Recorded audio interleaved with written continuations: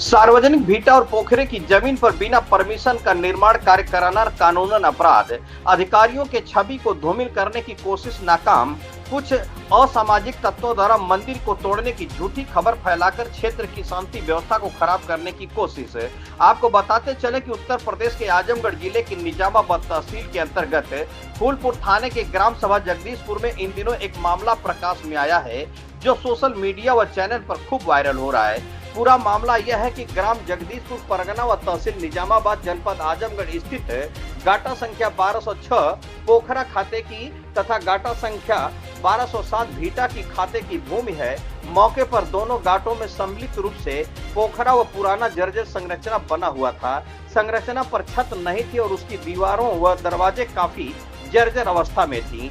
माह जुलाई के प्रारंभ में कुछ अज्ञात लोगों द्वारा बिना ग्राम समाज के प्रस्ताव व सक्षम अधिकारी की अनुमति के बिना जर्जर संरचना की दीवार बनाने व छत ढालने का कार्य करवाना प्रारंभ कर दिया गया, जिसकी जानकारी होते ही तुरंत कानूनगो व लेखपाल द्वारा कार्य को रुकवाने का प्रयास किया गया। वहां ग्राम प्रधान को भी सूचना दिया गया, लेकिन ग्राम प्रधान व कार्य करने वाले लोगों ने कार्य बंद नहीं किया। जबकि ग्राम प्रधान दबंग किस्म का व्यक्ति है जिसका आपराधिक इतिहास काफी चर्चाओं में है।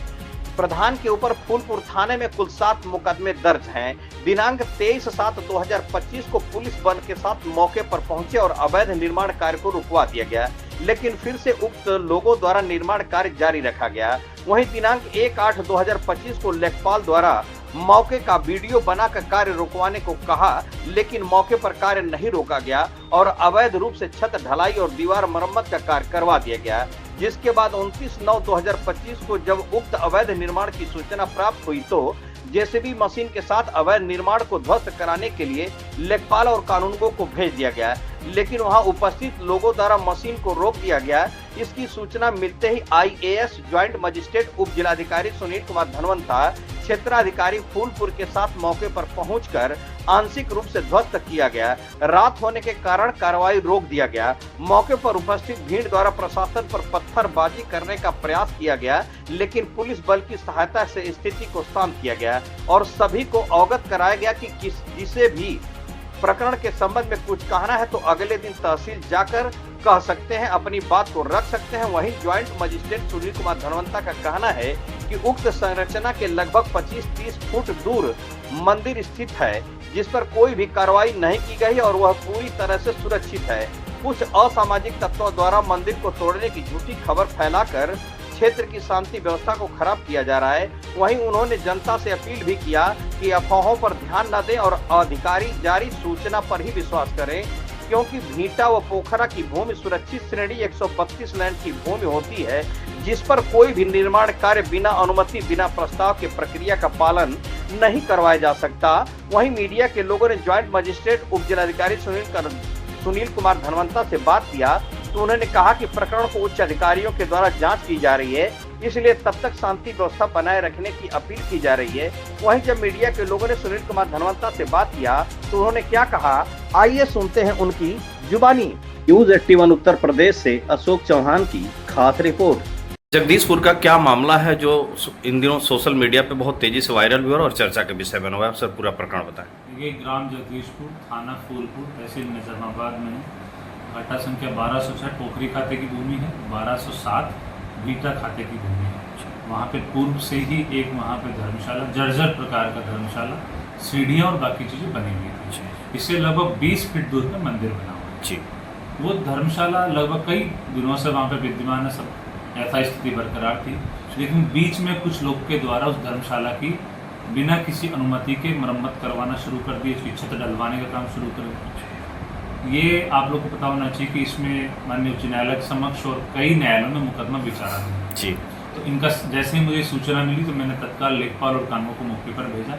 उन्होंने काम रुकवाने का प्रयास किया तो वहाँ के प्रधान हैं, उन्होंने उनको धमकाया और काम नहीं रोकने के लिए बोला गया।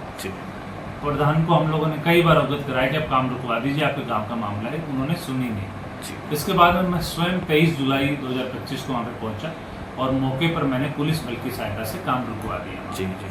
2-3 दिन काम रुका रहा, उसके बाद में उन लोगों ने फिर से वहाँ पे निर्माण कार्य शुरू करवा दिया जी।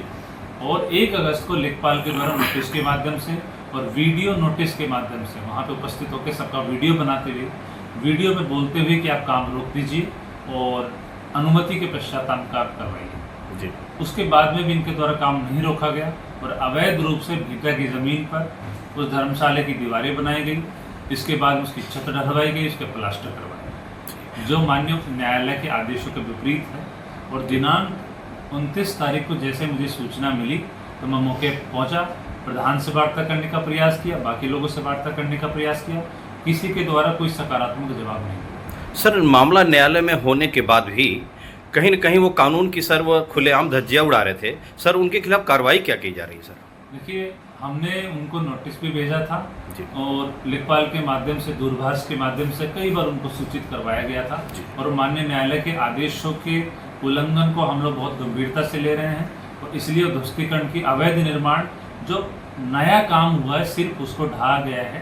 वहाँ पर जो मंदिर है, जो पुराना स्ट्रक्चर है, उसको कोई नुकसान नहीं पहुँचा, वो अपनी जगह पर सुरक्षित है। और इसके पश्चात हम लोग प्रधान को भी नोटिस भिजवा रहे हैं, लेखपाल को भी स्पष्टीकरण दिया गया कि आपने किस प्रकार से वहाँ पर सुरक्षित श्रेणी की भूमि पर आपने निर्माण कार्य करवाया।